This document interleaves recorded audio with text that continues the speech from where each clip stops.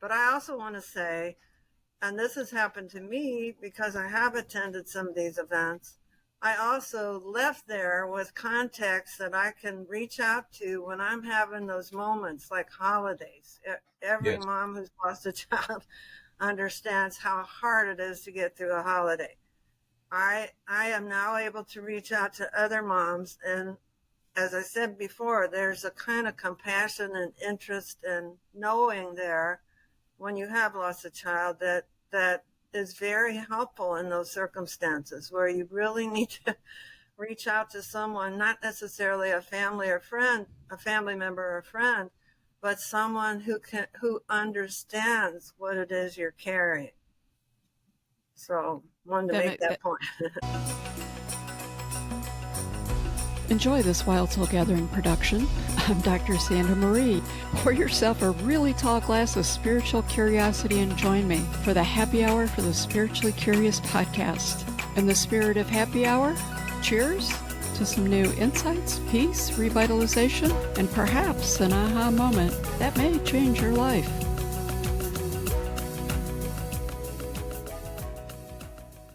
Hi, everyone. Welcome. We are gifted to have two very special guests in our studio today. Rick Hayes, a top 25 psychic medium in the U.S., and Dr. Chris Van Huysse, a gifted yoga teacher and Reiki healer. I want to welcome you guys both to the Happy Hour for the Spiritually Curious podcast. Thank you. Thank Hi, you. everybody. I want to thank you both for joining us.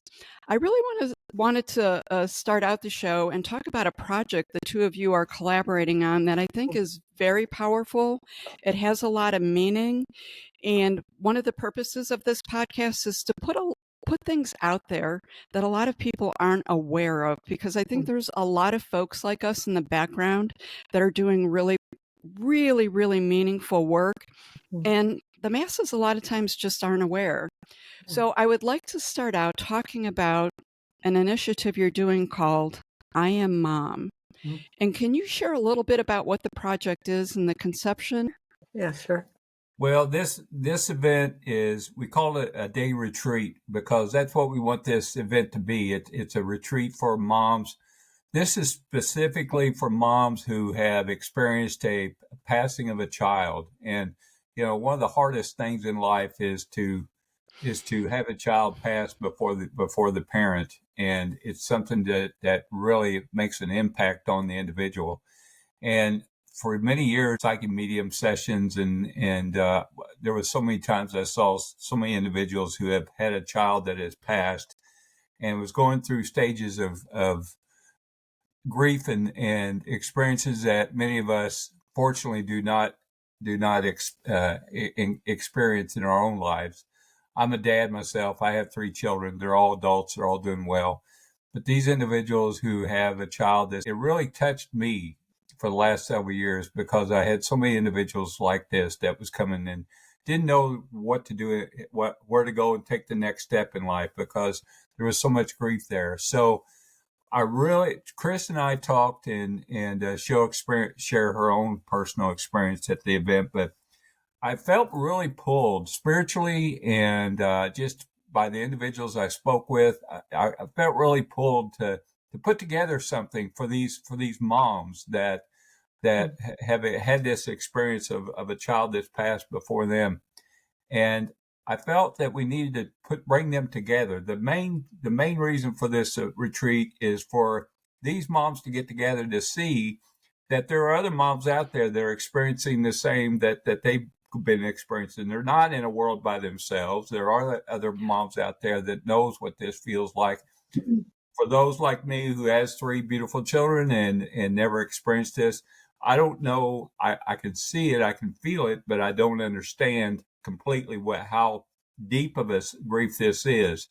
And so for the last several months, Chris and I have been cooperating together, and I asked Chris to co-host this event with me, and we're excited about it. We feel like it's going to be, the retreat is going to be for to heal. That's what it's all about, for healing. And we're also going to make it in a time of fun, and there'll be some tears, there'll be some laughter, there'll be some interaction. But the whole key to this event is for moms to see that they're not in the world by themselves. There are others out there that completely and absolutely knows what that individual is going through. Oh, so needed. Chris. So, it's hard for me sometimes to even articulate everything that I went through. And I have to say there's a kind of loneliness there. When you have lost a child, I got, my son was in the military, in the Navy. And on March 18th, 2020, I was working on my computer in the office and got a knock at the door, and all I could see out the window by the office in the office was a patch on the person's arm, the Navy officer who came, or representative. And that is just emblazoned in my mind, that moment of seeing that patch. So I go to the door, and then from that point on, my life changed. They came in and informed me that he had passed away. And I mean, in a certain sense, I still can't wrap my head around it. And it's been almost 4 years. And I don't know that you ever can, really. I'm grateful for people like Rick and some other people who helped me heal through this process. But I have to say that healing continues. I mean, there's just no way to really be free of the pain and the sadness. But I feel like I'm making my way through it, put it that way, for many different reasons. So, Well, I really appreciate you putting yourself out there, because I, as Rick, I have adult children and I've not experienced this, and even the thought of it is overwhelming. So I can't imagine what it's like to go through and to, be a representative for that group and then provide services for them. I know we've talked a lot about grief last year, especially, we're following up a lot with the COVID situation. Grief looks very differently with loss of people. Obviously, the loss of a child is one of the more powerful griefs I think that someone can have. And as a society, we don't do it well. I've had this conversation with people in my personal life, and we've had some brief conversation where, you got your 2-day funeral leave and you need to jump in, go back to work and act as if you're okay and nothing's happened. And we don't do necessarily a good job of supporting that. And I did have a guest, Kim Coots, on, who also lost her daughter to an unexpected event. And she said, society doesn't know how to manage grief, but spirit does. So when I heard about the I Am Mom, I just got goosebumps as I said that. When I heard about the I Am Mom, I thought it's so important. It's so powerful. And there's so many people sitting out there feeling alone and isolated. I just want to get the message out. So do you guys think that you'll be doing more of these programs? I know this is sort of an inaugural one that you're jumping off. And knowing that there's so much loss, and with everything that's going on, there's a lot of grief that looks different. We see, people grieve what they see on the news, and, the other people and what's happening in the Middle East. Will there be different iterations of this to support people who are just really struggling? That's our objective. This is the initial event. We wanted to see what kind of response we would have. When Chris and I started talking, we wanted to keep this kind of small and intimate, and we were looking at keeping it at a certain amount of attendees. We've reached that. If it grows in the next couple of weeks, because this is going to be on Saturday, February 3rd. If it continues to, if this kind of expands, our hope is that my personal hope was that this is an event that is going to be created for future events. We're going to maybe expand it to dads. I am dad, and then I am parents. Bring the parents in. Because, there are those single parents out there that are going through this, and then there are couples who are in marriage or relationship that has a child that they've had to share this experience together.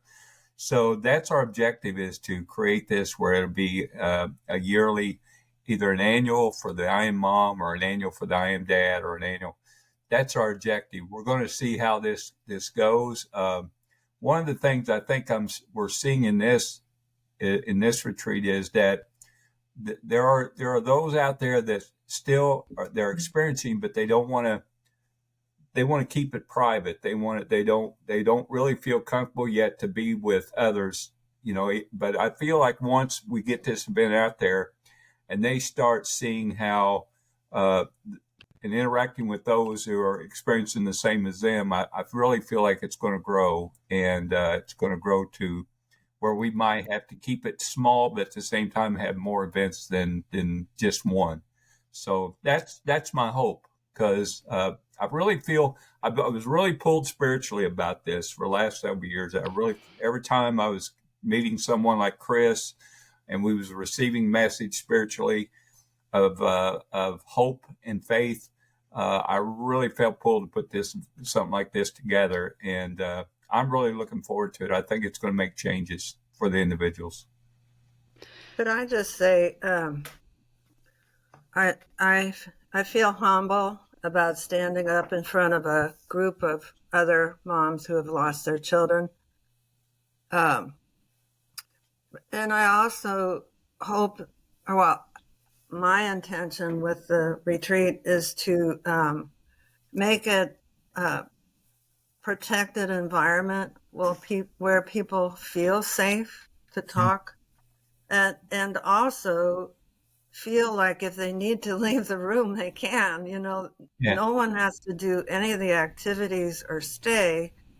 And maybe if you get just a piece of a piece, PIECE, of peace, or a bit of it, maybe that's enough. I mean, through the course of these four years, I've taken several classes that were not the same, but somewhat, for grieving mothers. And there's something about being with another mom that is so different from anybody else who's lost, a spouse, a friend. And I mean, it's just different to share that grief with someone else who has walked the same path. So that is my hope and intention for my involvement in this retreat, that even like a little teeny, sentence or word that I say, and believe me, I'm humble about standing in front of a group and talking about it, knowing how hard that path is. I hope that there's some kind of peace that comes from whatever I can contribute. And that's Chris brought up a good point. We wanted to make this a place where these moms can feel comfortable. And that's why we selected the location where we're having it. It's in southern Indiana. It's called the French Lick Resort. It's an historic, iconic resort, beautiful resort. And they've been accommodating us very, very well. They got us our conference, our meeting room, our conference room. You step outside, there are sofas out there. There's in a beautiful area that if people, just like Chris said, wanted to leave the room for a little bit, they go out there, step outside in the hallway, and right there our doors goes out into the beautiful garden area. So it's just a beautiful location, and that's the reason I picked that, is because I want these individuals to come, these moms to come and really feel some peace, feel some comfort, feel some value. And so it's at the French Lick Resort. It's in French Lick, Indiana. And that town is more known for the Larry Bird, but French Lick Resort, if you look it up on the website, the French Lick Resort is a beautiful resort, and we're happy and excited to have this there. We're also going to have, like Chris said, we're going to have interactions there with each other. We're going to have activities. It's not just going to be Chris and I standing up there and talking. We got a professional singer's going to come, and they're going to do an intro song, and one's a recording artist from Nashville, in Nashville, Tennessee, and they're going to come do an intro song. They're going to do we're going to have lunch. The French Lick Resort is bringing it. They're going to have us a lunch, a hot plated lunch. I looked at the menu. I got hungry as soon as I looked at it. And they're going to come in. They're going to cater to these moms. So, I mean, we're going to really hopefully spoil these moms that are there, that they so deeply deserve.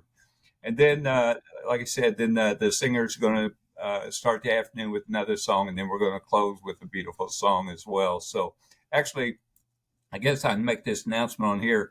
The recording artist has actually written a song to close for us for this event. And so, and I've heard the song. It's a beautiful song. Wow. And so there's just going to be a lot of fun. We got, I'm kind of taking over here, but I wanted to share it because I'm really excited about this, as you can tell. So we're just excited about it, but we're, with all the fun things we're going to have, and Chris is going to do some interaction with the individuals. We're going to have breakout sessions as well. We've asked all the attendees to bring a photo of their loved one, because we're going to do something special with that. We're just going to make this a day that hopefully that will bring, like Chris said, will bring peace and bring healing. And at the same time, when they leave there, they're going to feel spiritually inspired as well. So I can't wait. I wish it was today. No, I better wait till tomorrow. There you go. Well, and don't forget, Rick, I was an art teacher for, 25 years. We are doing a small art project, and I think there's something about creating art, and I know adults get terrified when they hear that they produce a piece of art, but it's going to be a judgment art piece. And even with that, if you don't want to do it, that's fine. You can go out and you can write a letter to your child. You can do something else that calls you that during that part of the event. But I also want to say, and this has happened to me because I have attended some of these events, I also left there with contacts that I can reach out to when I'm having those moments like holidays. Every Yes. mom who's lost a child understands how hard it is to get through a holiday. I am now able to reach out to other moms, and as I said before, there's a kind of compassion and interest and knowing there when you have lost a child that is very helpful in those circumstances where you really need to reach out to someone, not necessarily a family member or a friend, but someone who understands what it is you're carrying. So wanted to make that point. That makes so much sense, and I really appreciate that you guys have expanded and expounded on what's going on and all the different offerings that go with this. This is just it's so powerful, it's emotional, it's so needed. All I keep thinking about are all the folks who sit in isolation that this would benefit. And I do want to put out there for those who may not make it to this event that you guys are looking at creating future events that this would still be the core issue that you're managing. So really, thank you so much. Very, very important work for sure. I would like to shift topics just a little bit. I have both of you here, so I wanted to take advantage of it. I have had the opportunity to work with each of you in the past with different initiatives related to spirituality. I feel like spirituality is really moving forward. I feel like spirituality is really coming more into the mainstream. And there's a lot of folks out there that are, I'll say, just awakening, becoming consciously aware, however you want to language what that feels like for them. But they're not really exactly sure what their spiritual selves, it's like nudging them and poking at them in different ways. And they're feeling maybe confused, they're feeling scared, it overwhelms them. What are your thoughts about that? Like how can we as a community of spiritual teachers who are putting ourselves out there to sort of help support this population? What are your thoughts on how we can best do that? Go ahead and start, Chris. Well, I guess what comes to mind is to think about what calls you particularly. I've been a yoga teacher now for 8 years. I've been certified. And for me personally, it's kind of a strange thing. I told someone this a few days ago, but I teach yoga in a boys' prison. But all my life as an art teacher, from the day I graduated from undergrad with my certification in art ed, I thought I'd be teaching in a prison at some point in my life, but I thought it would be art, like teaching painting or whatever. So I never dreamed it would work out to be yoga. So I guess one of the points is to listen to those small voices in your head. You know, what is pulling you? What, even just taking yoga. There's so many facets of yoga, and yoga is a spiritual practice to me. I know that's not true for everybody, but it is for me. And especially when I'm in that setting teaching those boys, because I teach in a boys' prison, that, to me, it's a calling, just like teaching is a calling. So I guess my suggestion would be, uh, you know, maybe start listening to yourself, to what's popping into your head, what calls to you, what are the things that you are attending to, uh, and it is hard to put that first step out there for sure. The first time I went to a yoga class, I didn't take a yoga class till I was close to 60. So, maybe maybe a little before that, but still, I was scared to death to walk into that thing. And sometimes I had to pray in certain positions, please get me through this. but I did it, and I think there are lots of different things available to everyone out there to start on that route, on that path to spirituality. I guess the main message I'm trying to say here is just what calls to you today in this moment. Very good. I love that. I will have to tell you, I've only tried yoga twice. Once I got in a position and I literally fell over and was stuck in it and had to ask someone to get me out of it. Busted out laughing. That was it. I was done. I have not returned since then.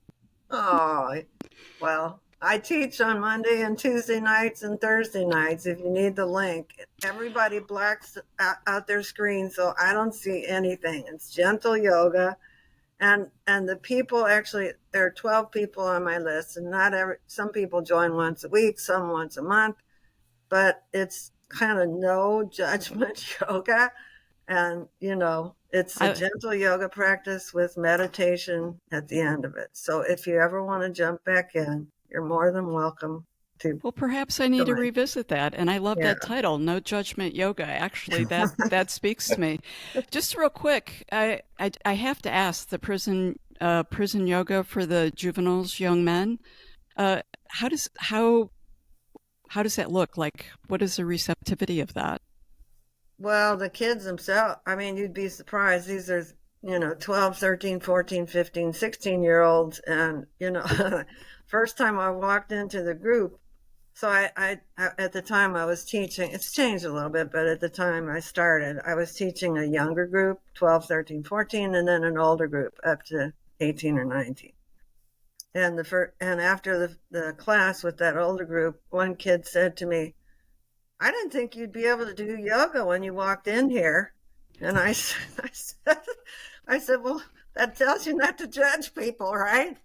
Anyway, I mean, they're kids, they're teenagers. And I taught the same population in Cleveland when I was a teacher. So I guess in a certain way I'm used to it. But on the other hand, so I take in like essential oil sprays every time I go there. And you'd think I was passing out gold to these kids. Oh, wow. There's a lavender spray and a grounding spray. And they ask me for it. I teach in a gym, so it's kind of a dirty place. But anyway, they're not asking for much. And, let's face it, you said it yourself, yoga can be kind of weird. I mean, I don't do any of the headstands or anything with these kids, but at first, some of them don't know, what's going on, and they're kind of handpicked to be in there. They're not kids who have had, disruptions over the last few days or whatever. So they're pretty good kids, but I have to say, I teach usually on Wednesdays now. And this past Wednesday, a week ago, I had one class that just had one kid in it. I thought, okay. And I had left my phone in my coat pocket because I wasn't allowed to bring it in. So it was very quiet in a gym. But that kid, he did everything, and he came up to me later and said, "Thank you." I mean, they're so grateful for that time. And all I can say is it's a calling. It for me, I get as much from it as they do, I'm sure. It's one of the things that has kept me moving along that path of healing, is to try to I hate to use the word help, but to be with someone else and to give to someone else. It's service. I see it as serving these kids.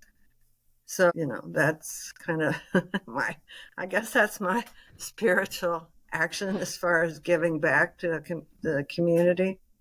Well, that's beautiful. Like, it just speaks to me on so many levels. And as I was listening to you talk, I thought, I have a fellow that I work with, and he always says 100% service to yourself is equal to 100% service to others. Both are equally as important. Yeah. And sure. I think that it's a concept that we don't often think about and can be difficult. Givers do great at giving, receivers do great at receiving, but to have both be equally important in your life, it looks like you're mastering that, so good for you. So, Rick, how about you? Well, first of all, I learned something today. I thought she was like 39, so I didn't know she. Okay. Close. Well, I mean, I have been in this industry now for over 24 years.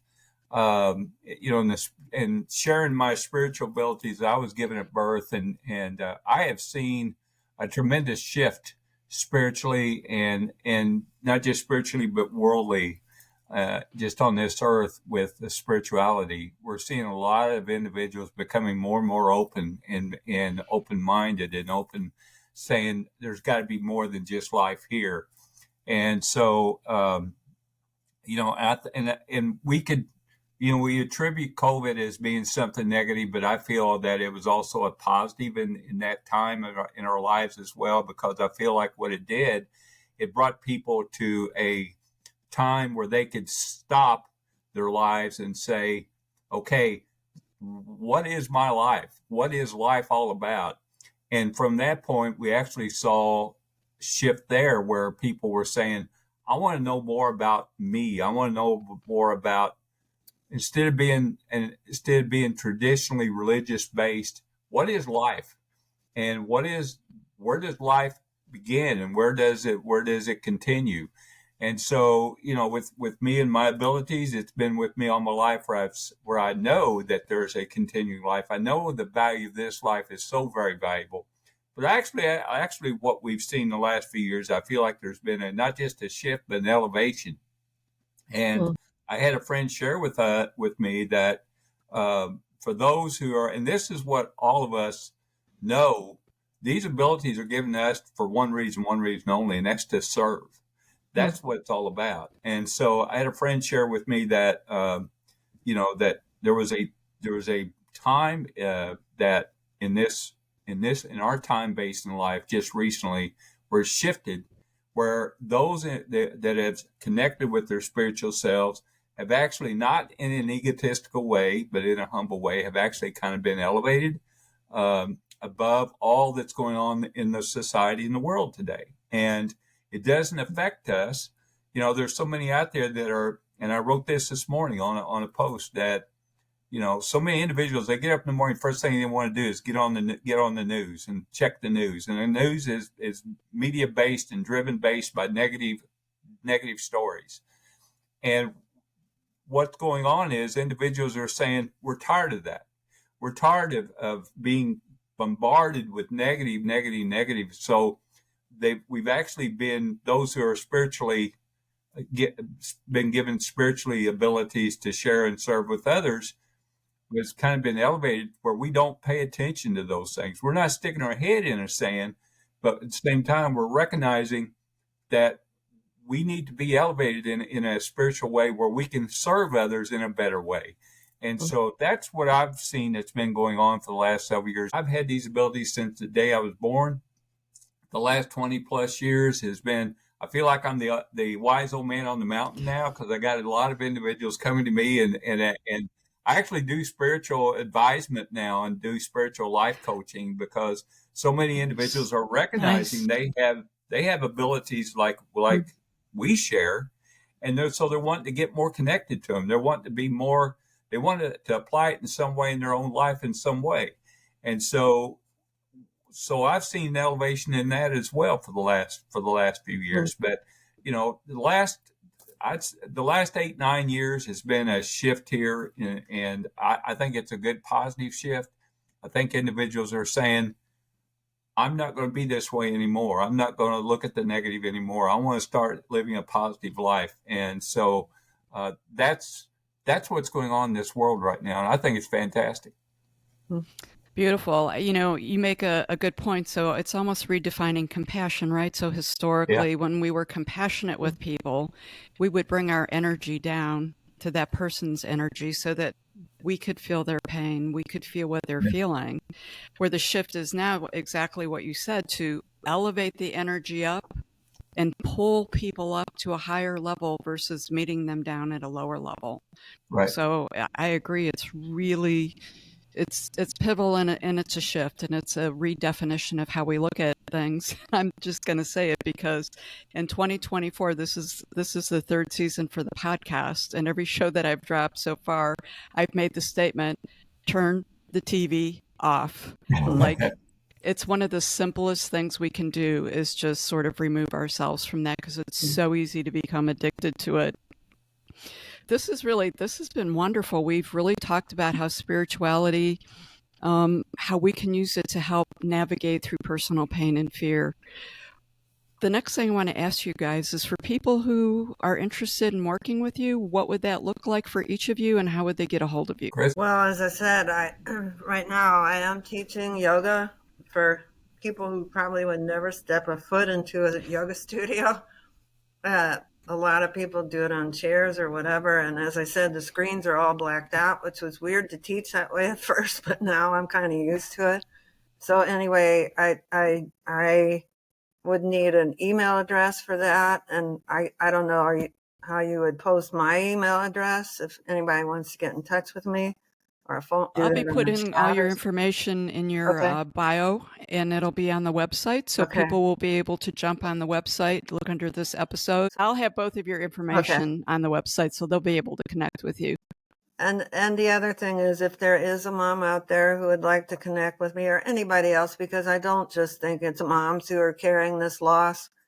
I think a lot of people are carrying things that they can't necessarily work through or talk about. But anyway, I'm an open person. So if there's anything any way I can serve you, please reach out.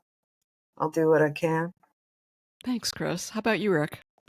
Well, I've, again, been out in the public with these abilities now. And I always share this. The last 20 plus years, it's just been phenomenal for my life.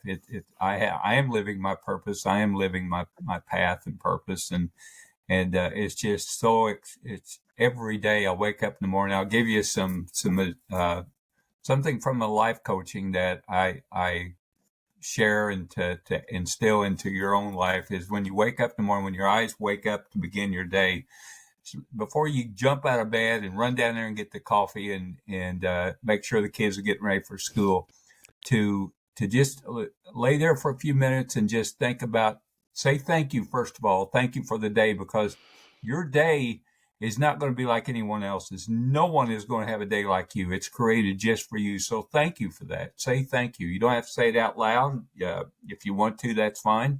But then the next thing is to think of 3 good things that's in your life right at that moment. It may change each day, but think of 3 good things. And then when you begin your day, don't forget to smile. Start with a smile as well, because scientists has found, and they'll tell you that a smile works things in the brain and brings differences in the brain where it changes your attitude. Those are three simple things that everyone can do. I teach that. That's to add that to your repertoire in the mornings. Um, for me, to reach out to me, I'm all over social media, literally all over social media. If you Google my name, I'm all over Google. I've got a website. It's my official website is lifesgift.com.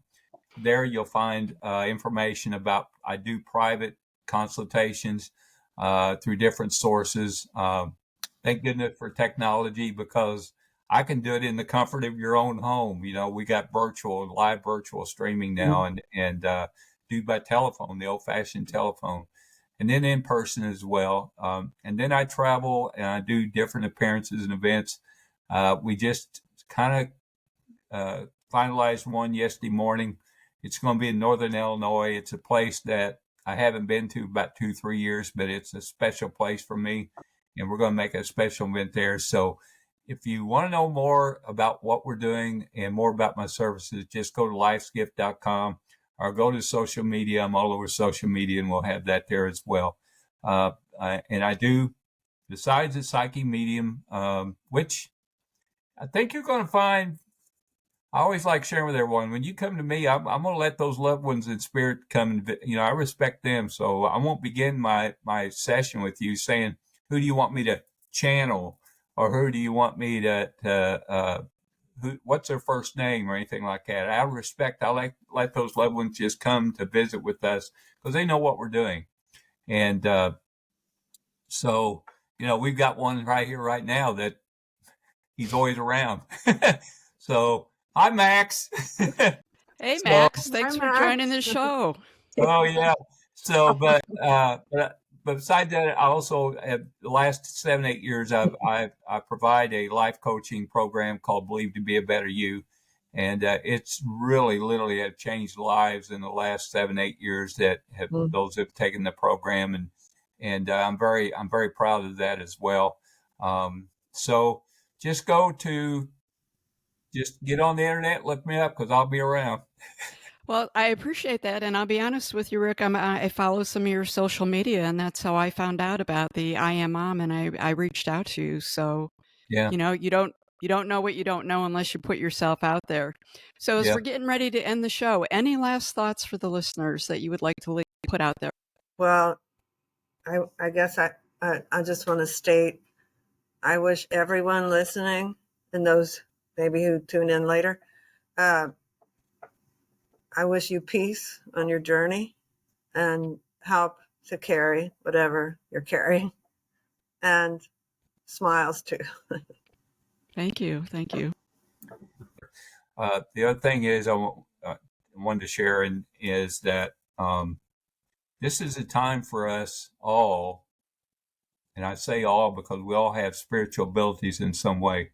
This is a time for us at this moment, at this time, to really get connected with our own spiritual self.